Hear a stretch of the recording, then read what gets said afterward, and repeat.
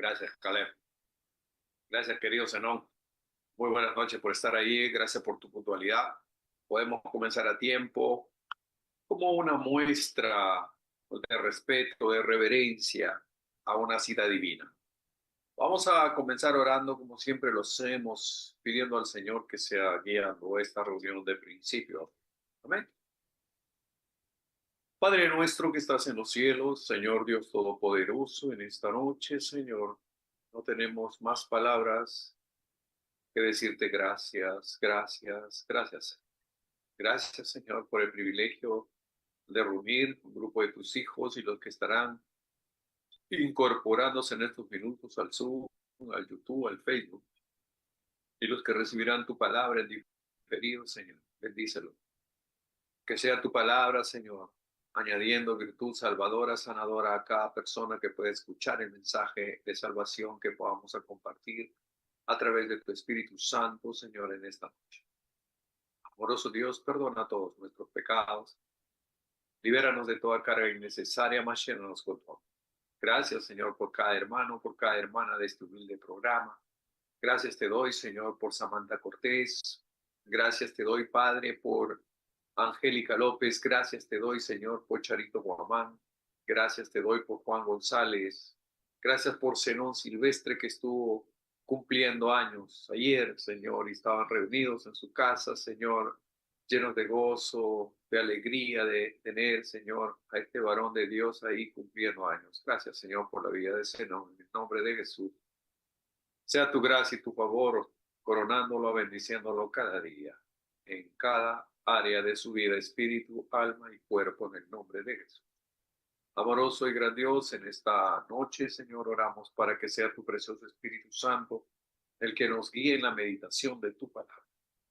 Padre, necesitamos de ti. Separado de ti no podemos hacer nada. Nada somos sin ti, Señor.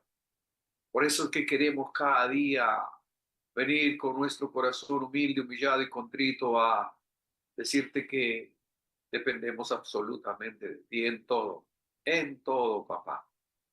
Que separado de ti estamos muertos.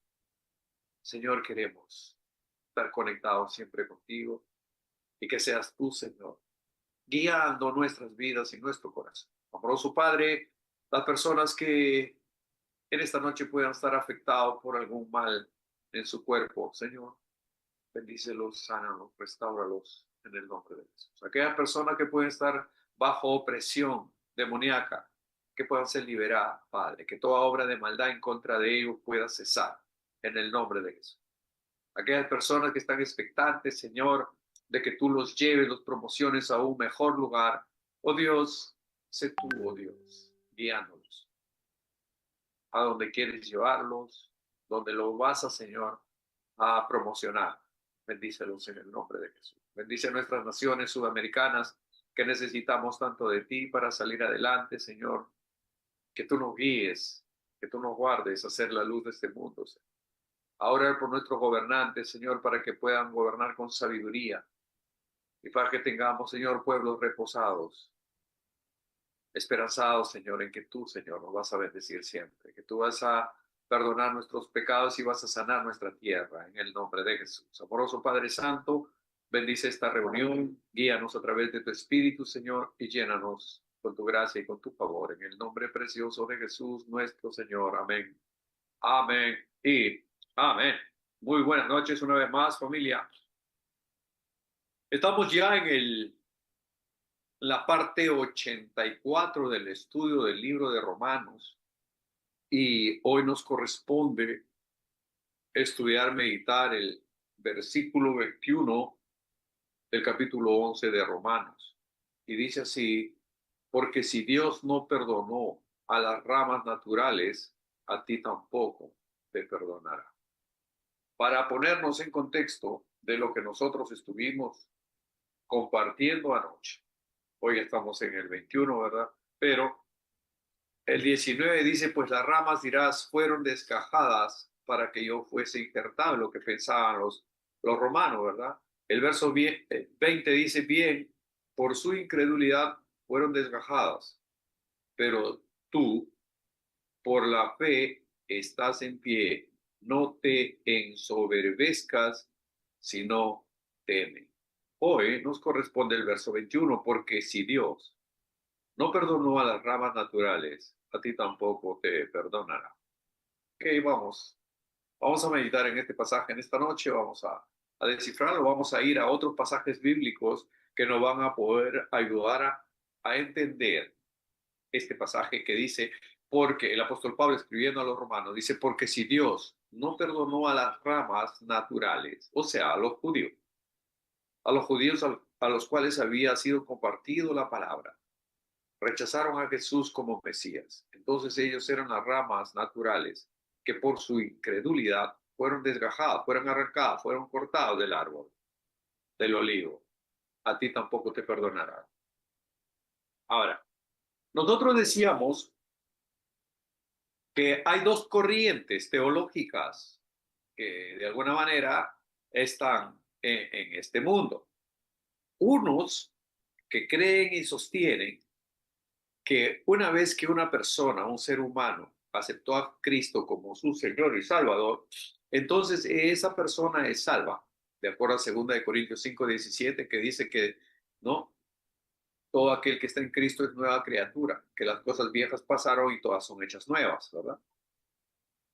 Entonces ellos creen que una persona que aceptó a Cristo en alguna parte de su vida, entonces esa persona ya es salva y punto, se acaba. Listo, no hay más. Pase lo que pase, salvo es, salvo será. Y hay otra corriente que cree que se puede perder la salvación. ¿Correcto? O sea, una vez que tú eres salvo, puede ser que de alguna manera tú puedes caer de la gracia.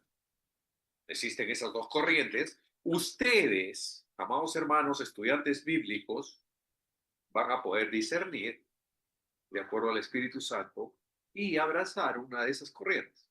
Perdón, no sé qué pasó aquí, estaba bien hasta hace unos momentos, pero la nariz. Pero no hay problema, vamos para adelante. Entonces, existen esas dos corrientes, ¿correcto? Aquí el apóstol Pablo dice, porque si Dios no perdonó a las ramas naturales, a ti tampoco te perdonará. Ahora, Pablo usa la metáfora del olivo, el árbol del olivo, para advertir a los creyentes gentiles que si Dios no perdonó a los judíos, que eran consideradas o representaban las ramas naturales, que rechazaron a Jesucristo como su Mesías, tampoco los perdonará a ellos si caen en la misma incredulidad. ¿Ok? El pasaje es un llamado a la humildad, a tener mucho cuidado de no perder la salvación personal. ¿Ok? Ya dije al comienzo, hice la aclaración sobre estas dos corrientes que circulan en ambos casos, están sustentados por pasajes bíblicos, unos más que otros, pero bueno, será el Señor el que nos guía a poder discernir al respecto. Ahora, todos estamos llamados a una vida de santidad. ¿No está claro? Ya somos salvos, tenemos que vivir en santidad. Tenemos que anhelar llegar a la estatura de la plenitud de Cristo. Ese es nuestro llamado, ¿verdad? Ahora, veíamos anoche que las ramas naturales representan a Israel, el pueblo escogido, el pueblo elegido por Dios. Muchos de ellos fueron desgajados por rechazar a Jesús como su Mesías. Nosotros explicábamos claramente en todas estas noches anteriores, toda vez de que los pasajes del capítulo 11 así lo escriben, así lo estipulan. Los injertos. Dije que las ramas eran el pueblo elegido por Dios, ¿verdad? Los injertos son las personas gentiles, es decir, toda la raza no judía, que no tienen una descendencia judía, ¿no? Son representadas como las ramas de un olivo silvestre que fueron injertadas en el árbol espiritual gracias a la fe en Jesucristo. Volvemos a Juan, donde dice que nuestro Señor Jesús a lo suyo vino, a lo suyo, conquiste la tierra que Dios ha creado y nosotros somos creación de Él. Y cuando aceptamos a Jesucristo, no solamente nos quedamos en creación de Él, en criaturas de Dios o en criatura de Dios, sino que hemos sido adoptados por su Espíritu Santo para ser hechos hijos de Dios. Vamos hasta ahí claro, ¿verdad? Y como hijos que tenemos un padre, tenemos una herencia. Y somos herederos de Dios y coherederos con Cristo. La Biblia es clara, es precisa, es puntual. Ahora, cuando nosotros digamos que tenemos reparos en aceptar esas palabras, entonces, bueno, simplemente estamos entrando en incredulidad. Ahora, ¿cuál es la advertencia de este pasaje? El apóstol Pablo, mi hermano, previene a los gentiles, o sea, a todos los romanos de ese tiempo y también a los de ahora, porque esta palabra es precisa, es puntual, ¿no?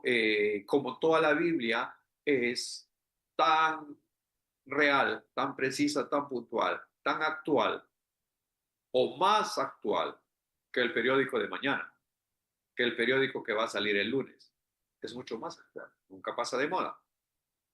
Decíamos también en noches anteriores que la palabra de Dios no es ni antigua ni moderna. La palabra de Dios es eterna. Porque Dios y su palabra son uno solo. Dios es eterno. Su palabra es eterna. Las puertas del infierno no van a prevalecer frente a ella, ¿no? Y la palabra de fe es ley que gobierna sobre la materia.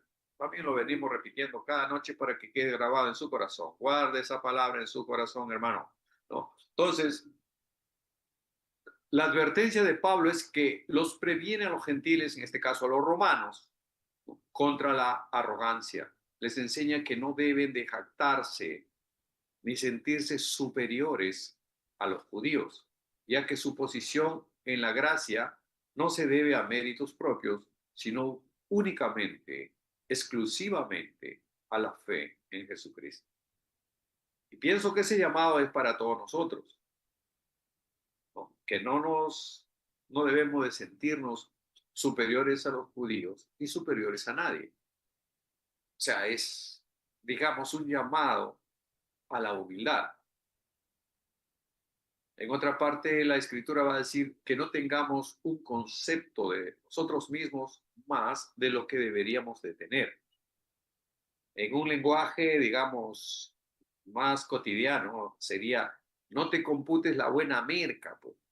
No te creas que eres el rico, el bacán, el chévere. No, no hay necesidad de eso. No necesitas mirar a la gente así como para bajito, porque son hermanos nuevos, porque no saben algunas cosas tan elementales de repente teológicamente hablando y tú dices, mucha que este no sabe nada, estos están en nada. Podemos, no debemos tomar esa actitud. O sea, no nos sintamos más que nadie. Delante del Señor somos exactamente iguales. Ahora, mi hermano, para que nosotros podamos tener una idea un poco más compacta, más completa del pasaje que acabamos de leer en Romanos 11, ¿no? Fíjese lo que dice el apóstol Pedro en su libro del 2 de Pedro 2:4. Miren lo que dice. Porque si Dios no perdonó a los ángeles que pecaron, sino que arrojándolos al infierno, los entregó a prisiones de oscuridad para ser reservados al juicio. El verso 5 dice, si no perdonó al mundo antiguo, sino que guardó a Noé, pregonero de justicia, con otras 7 personas, trayendo el diluvio sobre el mundo de los impíos. Ah, ojito, ojito con el pescadito. Ahora, el verso 6, mire lo que dice.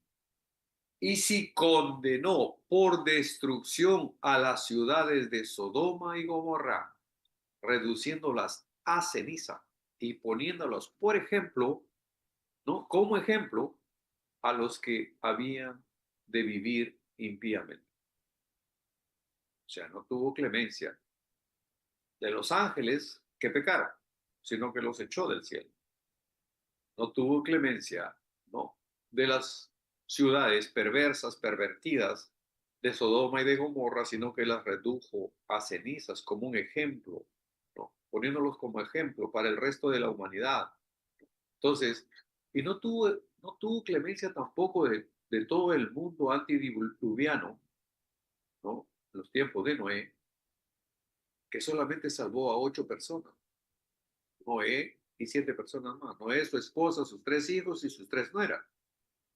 Todo lo demás quedó sumergido bajo el agua. Entonces, hay un juicio de Dios. Hay un juicio de Dios. Y el juicio está preparado para todo, aún para los ángeles caídos. Porque ya vimos, ¿no? Si Dios no perdonó a los ángeles que pecaron, sino que los condenó a prisiones de oscuridad, ¿no? Entonces, imagínense con el resto. Lo destruyó a los de Sodoma y Gomorra, a la generación antediluviana los terminó en el diluvio. En este pasaje el apóstol Pedro advierte sobre el castigo a los falsos maestros y a los falsos profetas que introducían encubiertamente herejías destructoras y hasta negaban al Señor que los rescató. Ahora, desde el tiempo de Pedro, de Pablo, ya ministraban falsos profetas y falsos maestros que encubiertamente introducían herejías destructoras dentro de las congregaciones. Y una de esas herejías, me atrevería a decir, que son, por ejemplo, no esa doctrina de la prosperidad, que es toda una corriente en el mundo cristiano. Prosperidad, prosperidad y prosperidad y más prosperidad. Tú eres hijo de Dios, no puedes estar pobre, tienes que ser rico, ven, pacta, trae tu diezmo, trae tu ofrenda, pacta con $1,000 y Dios te va a dar 10,000, 20,000, como que si sería una caja de ahorros, como si sería nuestro Señor tu financista, tu, no sé, pues, el que autoriza tu línea de crédito. O sea, poniéndolo a nuestro Señor como que tú le das para que Él te dé. Y es exactamente al revés. Todo lo que tenemos es gracias a Él. Si hoy estamos respirando es porque Él lo quiere. Y nosotros egoístamente queremos negociar con Él cuando Él tiene nuestras vidas en sus manos. Estamos fregados. Estamos fregados, hermano. Si tomamos esa actitud, estamos fuera del propósito de Dios. Ahora, aquí Pedro nos recuerda que si Dios no tuvo clemencia de los ángeles que se rebelaron, arrojándolos al abismo, al infierno, llamado tártaro en el griego original, así se llama, en el griego original aparece como tártaro, el infierno, ¿no?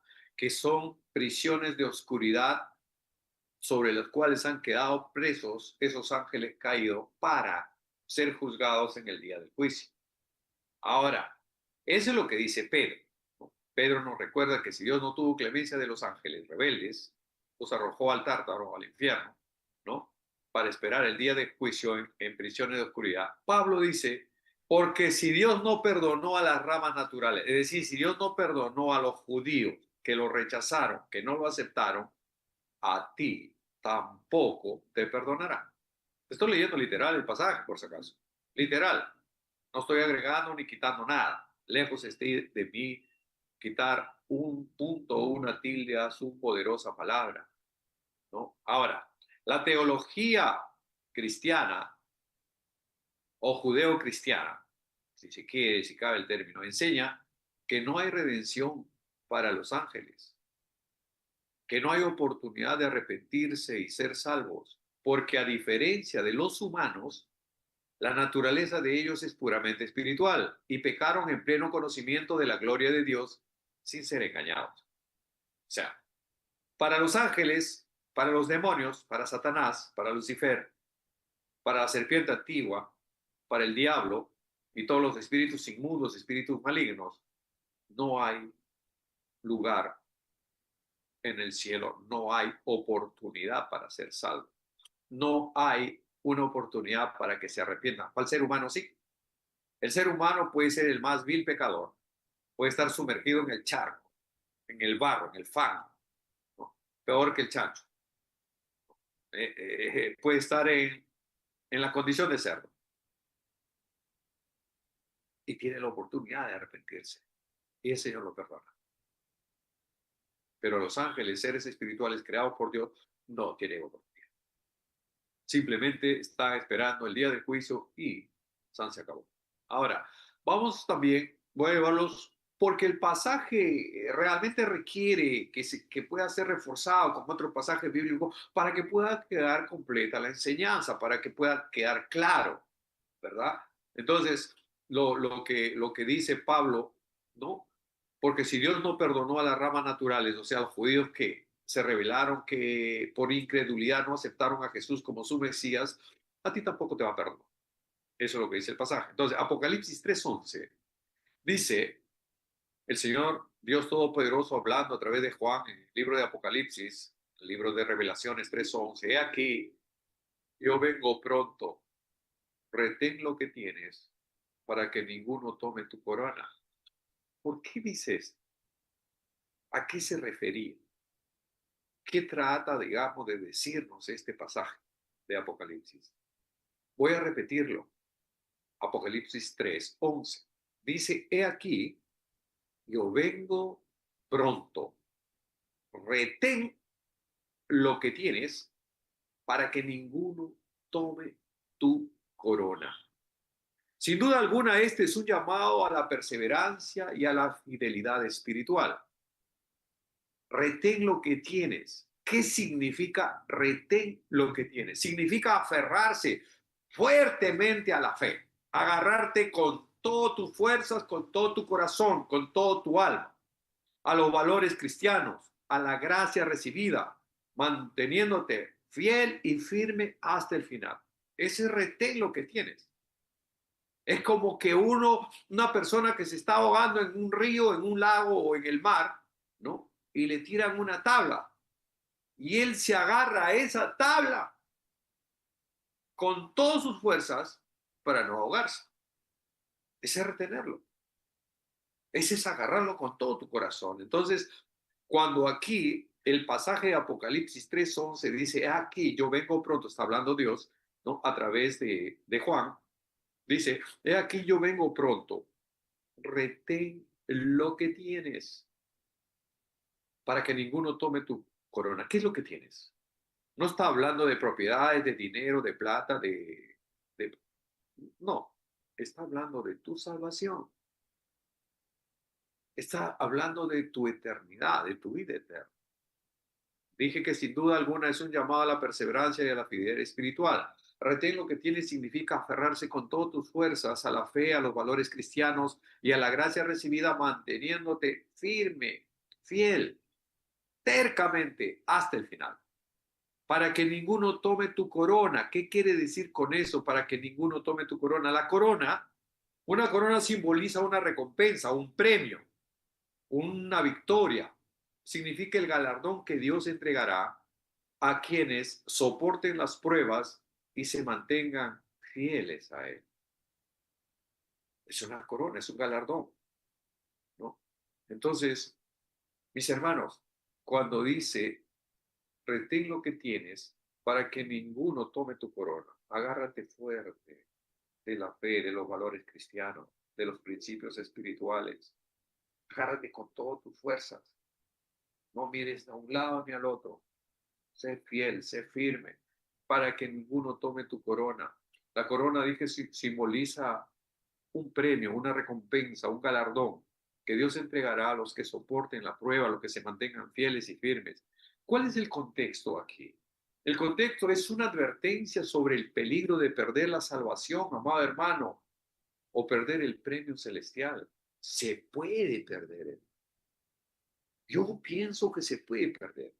Porque ¿de qué sirve que una persona emocionalmente en un determinado momento de su vida acepta a Jesucristo y está fiel un tiempo, viene la prueba, viene la dificultad, viene la persecución, o no sé, pues vienen los problemas económicos, financieros, emocionales, espirituales, y esa persona dice, bueno, hasta aquí nomás, no pasa nada, ya no, no es lo que yo esperaba, y se va. ¿Cuántos hemos conocido nosotros, seguro ustedes también, de creyentes, de cristianos que nosotros en algún momento los hemos visto trabajando para el Señor, fieles en la obra, en el ministerio, y luego al tiempo se apartaron del Señor por X motivo? Entonces, y esas personas muchas veces cayeron muy feo. Yo estuve en un culto ahí en la iglesia Camino de Vida, acá en Lima, donde estaba predicando el pastor Perry, un pastor norteamericano, y él es papá de Katy Perry. Katy Perry es su hija, ¿no? Y ella cantaba en el coro de la iglesia, donde este pastor pastoreaba. Y cantaba muy bonito y todo bien hasta ahí. Hasta que llegó un cazatalentos, la escuchó cantar y le dijo, mira, estás desperdiciando tu talento, tu tiempo aquí, perdiendo fortunas. Vente conmigo y yo te voy a hacer ganar millones de dólares. No necesitas estar aquí. Y bueno, Katy Perry, ustedes habrán escuchado de ella, es una gran cantante, ¿no? Muy reconocida y todo. Hija de pastor, y estuve en un culto del pastor acá, como lo vuelvo a repetir, en una iglesia acá en Lima, ¿no? Y él contaba cómo su hija fue atraída por esos intereses personales y salió de la iglesia, incluso llegó al punto de renegar en contra de Dios, de hablar mal de Dios. Es una pena, él lo contaba, ese testimonio, con tristeza en su corazón. Entonces, por ser hija de pastor, por haber cantado en el coro, no creo que después de haberse salido del camino y se ha apartado tanto, tanto, tanto, que negó a Dios y todo, pueda ser salva. Bueno, lo dejo para que ustedes lo mediten. En todo caso, no es una doctrina lo que yo estoy enseñando, solamente estoy contando el testimonio de que así como la palabra de Dios, el verbo hecho carne, llegó a Israel, llegó a Jerusalén, y los religiosos de su tiempo, los fariseos, los estudiosos de la ley, ¿no? Los sacerdotes, no tuvieron la claridad espiritual, los ojos espirituales abiertos para poder ver la gloria de Dios, para ver al ungido de Dios, sino que lo rechazaron. La promesa era para ellos. A los suyos vino y los suyos no le conocieron. Entonces, ¿qué pasó con ellos? Fueron desgajados, fueron arrancados, fueron cortados. Pero esa gracia se extendió al pueblo gentil. Ya les dije, si no perdonó a los ángeles que se rebelaron contra Dios y los echó en prisiones eternas de oscuridad, esperando el día del juicio. No perdonó a la generación antidiluviana que se rebeló contra Dios. Solamente Noé, el pregonero de justicia, y con él su esposa, sus 3 hijos y sus 3 nueras, en total 8. Solamente ellos se salvaron del diluvio universal. Que no perdonó a Sodoma y Gomorra por su maldad y por su contaminación, sino que lo redujo a ceniza y no quedó nada de ello, sino solo un ejemplo para todos aquellos que quieren vivir en impiedad de una manera impía. Entonces, el apóstol Pablo le dice, pues, ¿no? Que si no perdonó a estas ramas que fueron desgajadas del trono, que se refiere, estas ramas representan al pueblo judío que rechazó a Jesús como su Mesías, no los perdonó a ellos, no nos perdonará a nosotros tampoco. Es lo que dice la Escritura, ¿correcto? Ahora, fíjese lo que dice el Señor Jesús en Mateo 24:13, nuestro Señor Jesucristo, Nuevo Testamento, el libro de Mateo, ¿no? Dice Mateo 24:13, más el que perseverare hasta el fin, este será salvo. No dice que fue una vez, un tiempo, una semanita, una temporada, no, un año, y después se fue al mundial y desapareció por ahí. No dice así. Dice, más el que perseverare hasta el fin, ese será salvo. Ahora, fíjense lo que dice Santiago, el libro de Santiago 1:12. Bienaventurado el varón que soporta la tentación, porque cuando haya resistido la prueba, recibirá la corona de la vida que Dios ha prometido a los que le aman. Aleluya, gloria a Dios. Voy a repetir, Santiago 1:12, un tremendo pasaje. Bienaventurado el varón que soporta la tentación, porque cuando haya resistido la prueba, recibirá la corona de la vida que Dios ha prometido a los que lo aman. Todos estos pasajes, amado hermano, amada hermana, nos animan a mantenernos fieles y firmes a nuestro Señor y soportar las pruebas con amor, teniendo asegurado como recompensa la salvación y la vida eterna. Esa es la advertencia, ese es el llamado que tenemos, hermanos amados, ¿no? En este estudio, hoy solamente vamos a tocar ese pasaje que para mí es un pasaje muy interesante para la vida de un creyente, para el crecimiento espiritual de un creyente, porque el 21 del capítulo 11 de Romanos, el que estamos meditando, dice, porque si Dios no perdonó a las ramas naturales, a ti tampoco te perdonará. ¿Y cuál fue el problema? ¿Cuál fue el pecado de estas ramas naturales? De estos judíos, que fueron la mayoría. La Biblia dice la mayoría de los judíos. Pues hermano, sentirse más que todos. La arrogancia. Una arrogancia que les llevó a una incredulidad. Y una incredulidad que teniendo a Jesús, al Mesías Redentor, juntos con ellos no lo vieron. No lo sintieron, no lo aceptaron, no lo recibieron. Ahora, estuve escuchando hace poco una predica y la pregunta era, ¿cuál era el pecado original? Preguntaba el pastor, ¿qué era el pecado original? Y muchos dijeron, pues, el pecado del sexo. Porque como que nos han enseñado de esa forma, de esa manera, y por ahí que hemos asumido que eso es así. Y no es, perdón, pero no es eso el pecado original. El pecado original se origina en el cielo, cuando el querubín protector, Luzbel, creado por Dios, lleno de hermosura, con vestiduras de todas las piedras preciosas que usted se puede imaginar, que el tamboril, la flauta fueron creados el día de su nacimiento, de su creación. Los estudiosos coinciden en que Luzbel era el querubín más hermoso de todos los querubines, ángel protector, y él estaba encargado de la alabanza y la adoración. Pero al verse como que más lindo, más hermoso, vestido de tanta elegancia, de tanta fineza, entonces llegó un punto en que él dijo, bueno, subiré a las alturas, estableceré mi trono, haré mi trono. O sea,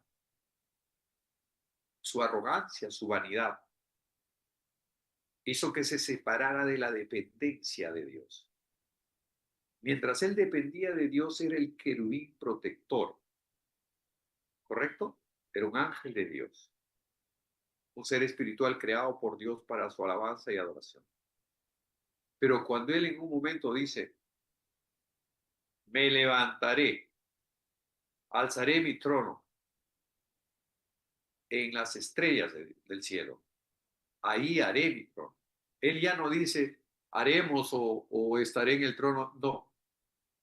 Entonces, esa arrogancia, esa vanidad, y seré igual al Altísimo. O sea, el pecado fue eso de Satanás. O sea, desconectarse de la soberanía, del poder de Dios y querer hacer él su propio trono. Ser como Dios y que lo alaben a él. Ya no es ser el director de orquesta y alabar a Dios, sino ahora que le rindan alabanza y adoración a él. Bueno, es lo que siempre quiere, siempre busca y siempre está logrando con gente, ¿no?, débil que finalmente termina adorándolo.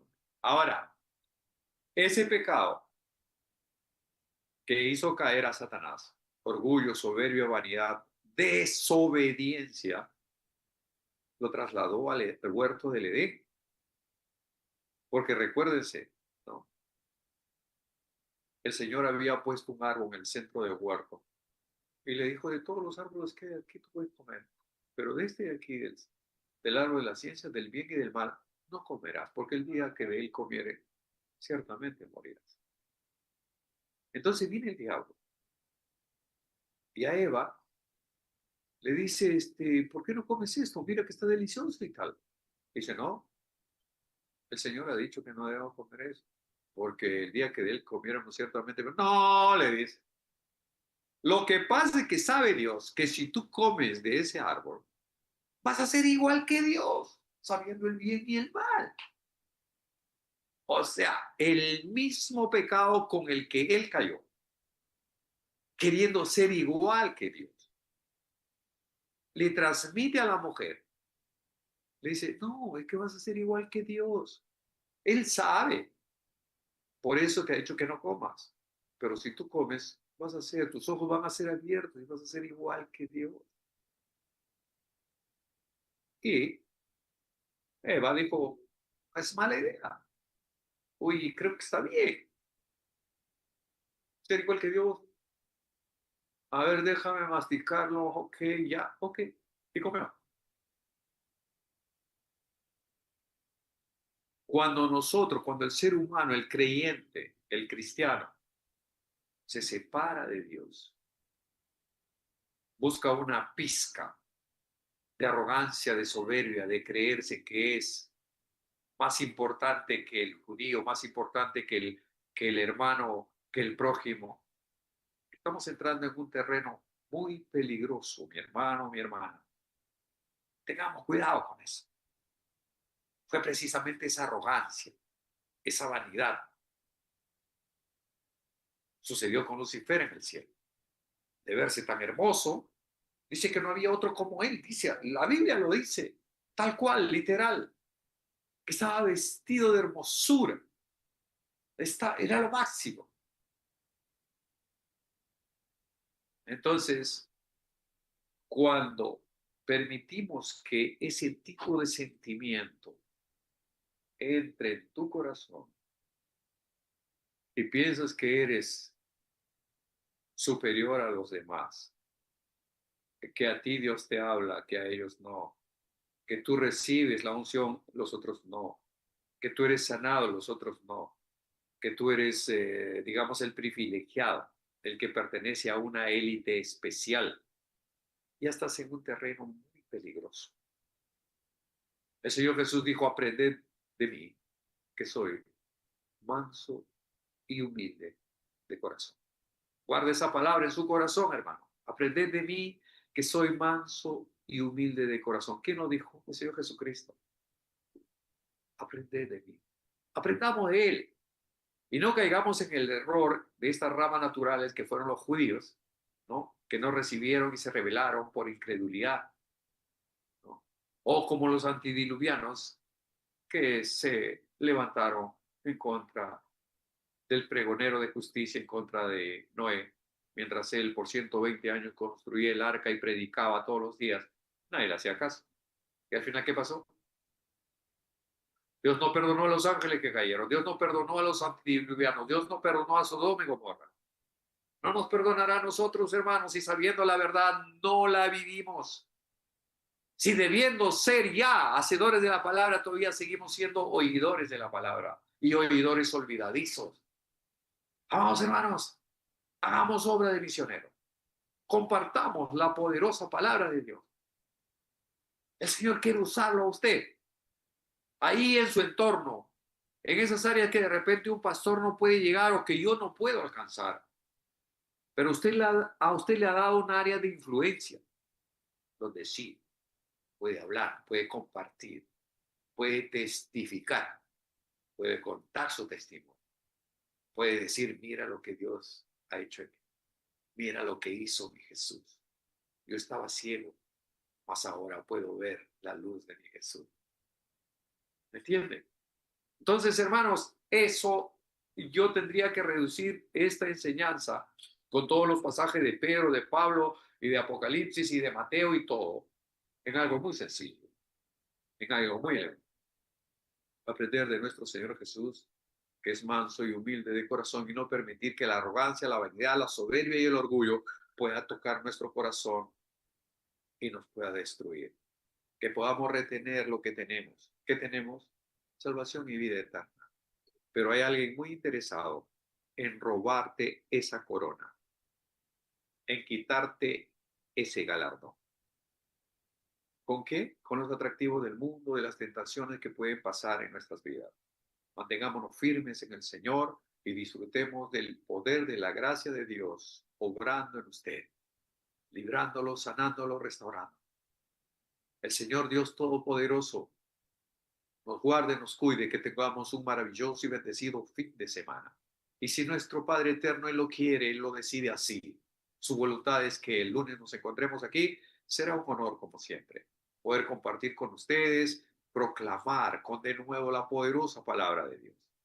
Amados hermanos, Caleb y yo los amamos. Que Dios los bendiga. Una vez más, es mi pedido a todos ustedes, oren por nosotros. Oren por Caleb y por mí y por este programa.